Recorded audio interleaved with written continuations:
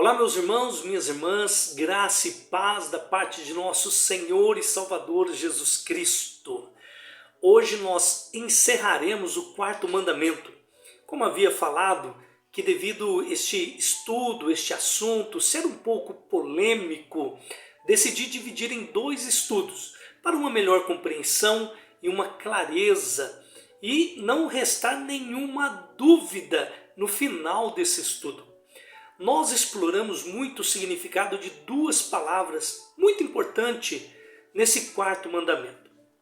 A primeira, o santificou, o que é santificar, qual o significado, e outra, o sábado. O que é o sábado?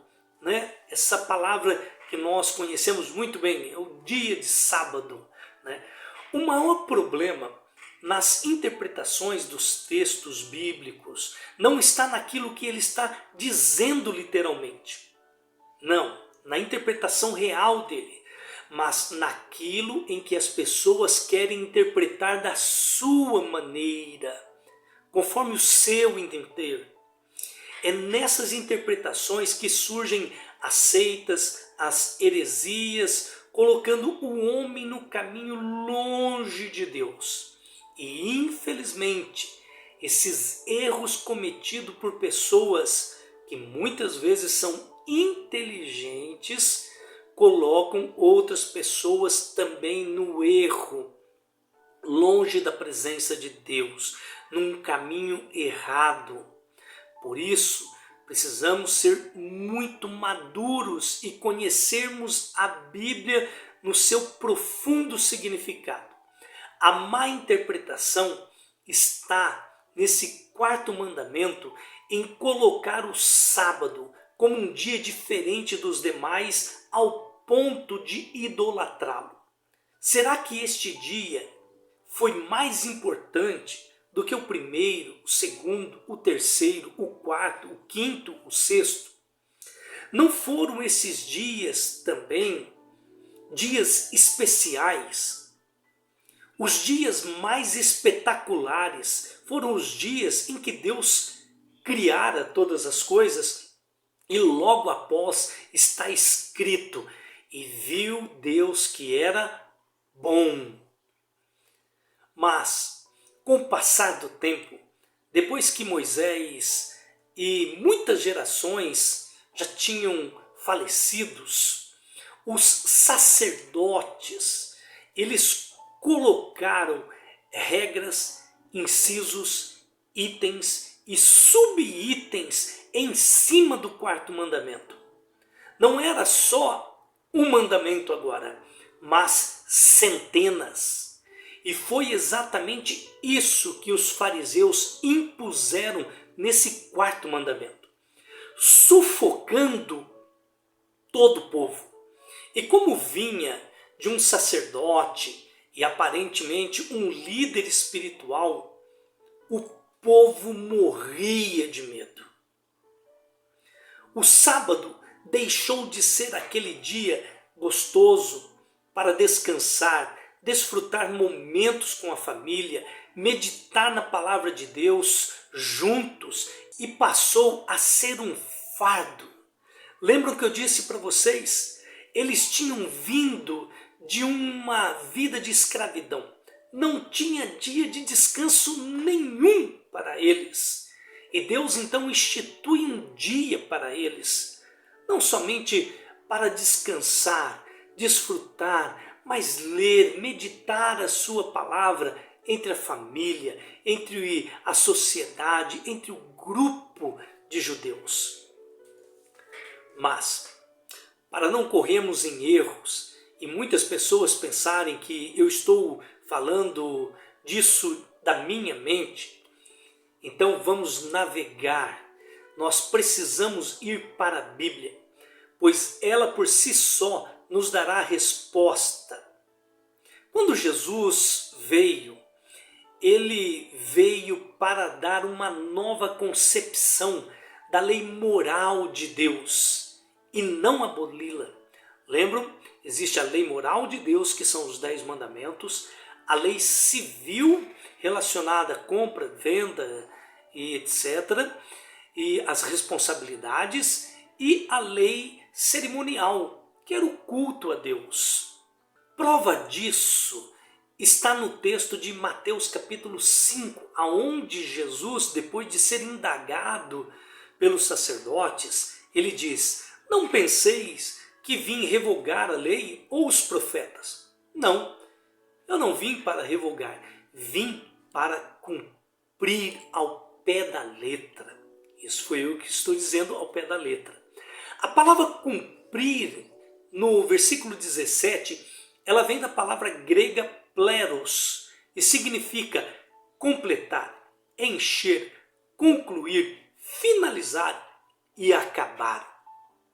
Jesus queria abrir os olhos e a mente deles, mas eles estavam obscurecidos pelo seu fanatismo.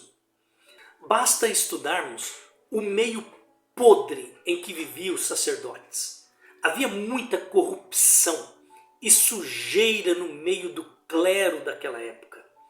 Infelizmente, semelhante aos nossos tempos.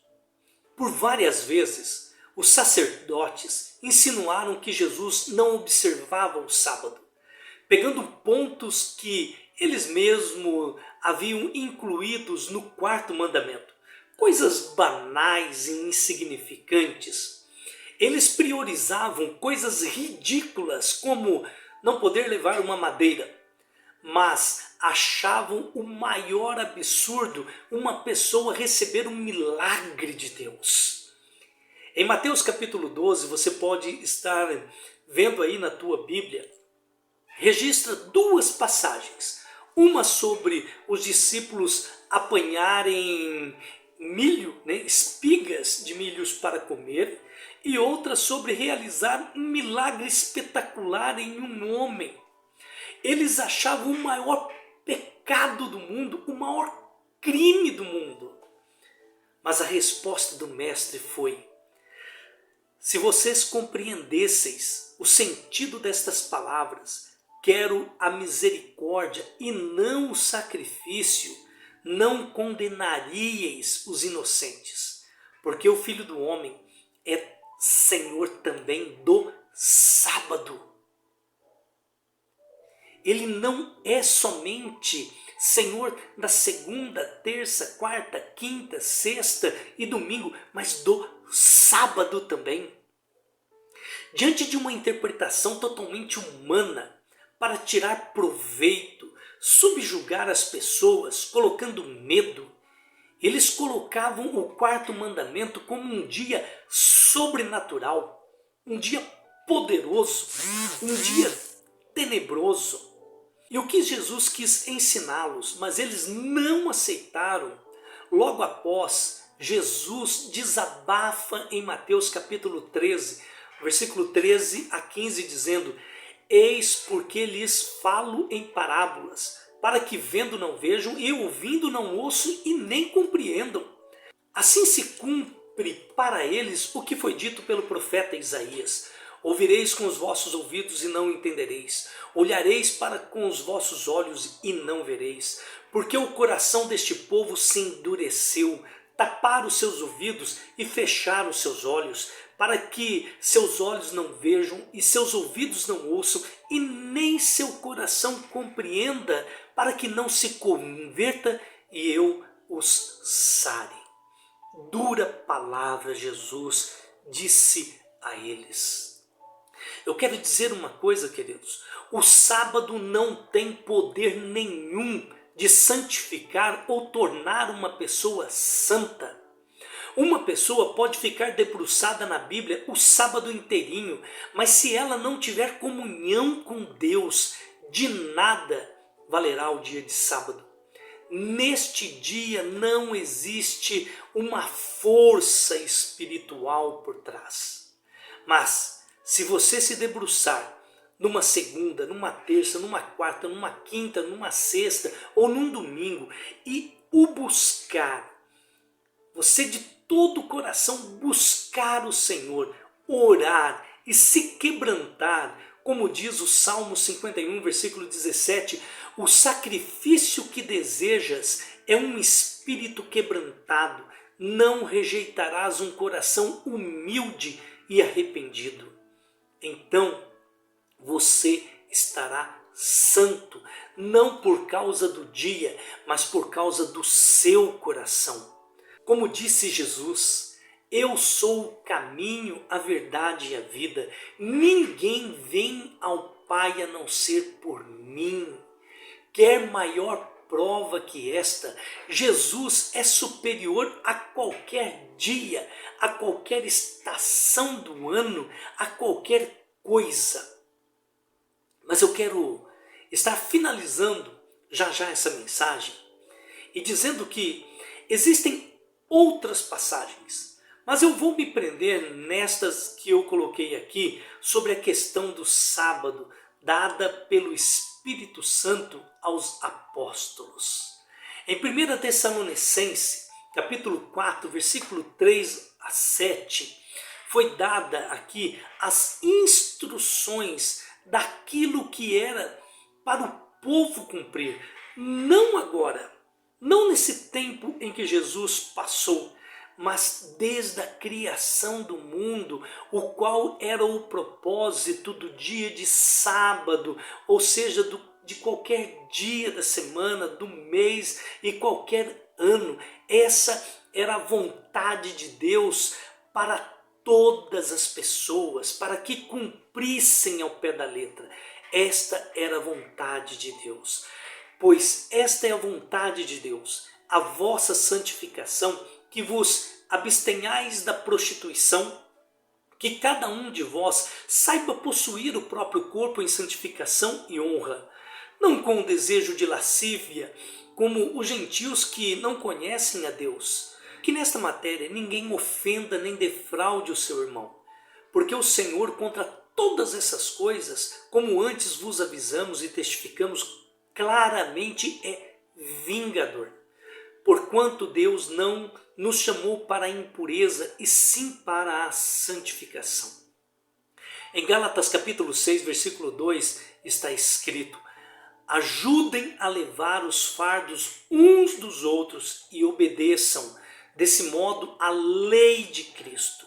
Essa era a maior lei que Jesus nos impunha. Levarmos os fardos, as dores, as dificuldades, os anseios uns dos outros. Em Colossenses capítulo 2, versículos 16 e 17, está escrito assim: portanto, não deixem que ninguém os condene pelo que comem ou bebem, ou por não celebrarem certos dias santos, as cerimônias da lua nova ou os sábados.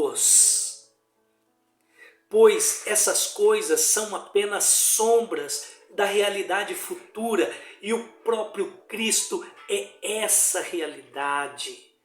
Eu poderia citar muitas passagens, mas o estudo se prolongaria muito e talvez você ficaria cansado de me ouvir. Eu quero dizer que em nenhum momento, em nenhum versículo, existe margem que o próprio Jesus nos advertiu, muito ou pouco, sobre a necessidade de guardar o sábado.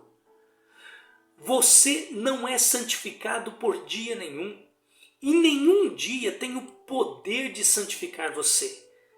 Mas tem algo muito importante que Deus deseja para a tua vida. E duas passagens para não ficar nenhuma dúvida e não quererem me enforcar. Primeiro, no Antigo Testamento. Em Levítico capítulo 19, versículo 2 está escrito: dê as seguintes instruções, aqui o próprio Deus dizendo a Moisés passar para o povo, dê as seguintes instruções a toda a comunidade de Israel: sejam santos, pois eu, o Senhor, seu Deus, sou santo. Em 1 Pedro capítulo 1, versículo 14 e 15, está escrito: sejam filhos obedientes, não voltem ao seu antigo modo de viver, quanto satisfaziam os próprios desejos e viviam na ignorância. Agora, porém, sejam santos em tudo o que fizerem, como é santo aquele que os chamou. No antigo era Deus, no novo é Jesus. Em nenhum momento eles impuseram um dia sagrado. Para concluir, desde a instituição da Igreja por Cristo há mais de 2000 anos atrás, e as instruções dadas pelo Espírito Santo aos apóstolos, aos nossos pais da Igreja, e depois da reforma da Igreja, por volta do ano de 1500, este assunto em relação à guarda ou não do sábado nunca teve tanta relevância, a não ser seja santo. Mas se você ainda tem algumas dúvidas na tua cabeça, se você deve ou não guardar o sábado, eu digo para você, não tenha mais dúvida em relação a isso.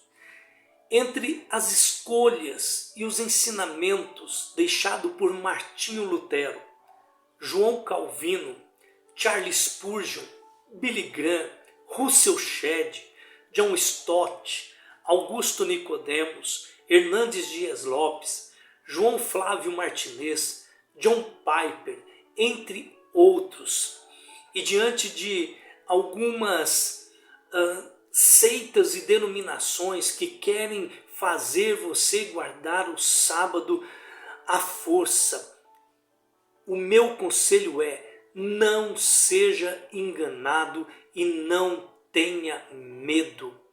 Deus não é Deus de confusão. Simplesmente sirva ao Senhor todos os dias. Você não é mais obrigado a guardar dia nenhum. Nem segunda, nem terça, nem quarta, nem quinta, nem sexta, nem sábado, nem domingo. Você simplesmente deve guardar os mandamentos de Cristo no teu coração. Somente através dos mandamentos. E se você crer em Jesus Cristo de todo o teu coração, e se você confessar que Deus o ressuscitou dentre os mortos, você será salvo na eternidade. E hoje, enquanto você estiver vivo, você será considerado filho do Deus Altíssimo. Que o Senhor te abençoe e te guarde. Que o Senhor resplandeça o rosto sobre ti e tenha misericórdia de ti. Que o Senhor sobre ti levante o rosto e te dê a paz.